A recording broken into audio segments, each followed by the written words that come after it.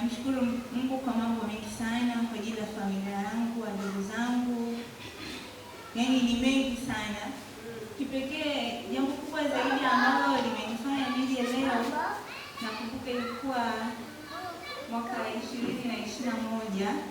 Nilisimama pia mahali hapa kumshukuru Mungu. Nilikuwa nimechaguliwa kujiunga na chuo Kampala. Naamini maombi yenu yalikuwa ni mengi juu yangu. Niliaga, lakini japo nilikuwa nakuja mara moja, sijakuwa mhudhuriaji mzuri sana kutokana na kwamba nakuwa kwenye masomo. Ila sasa leo hii nimesimama hapa, sijamaliza, ila ni ndo mwaka wangu wa mwisho wa masomo.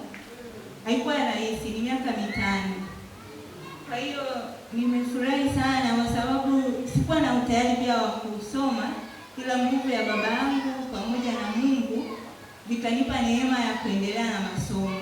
Mungu, namshukuru sana Mungu kwa ajili ya hili.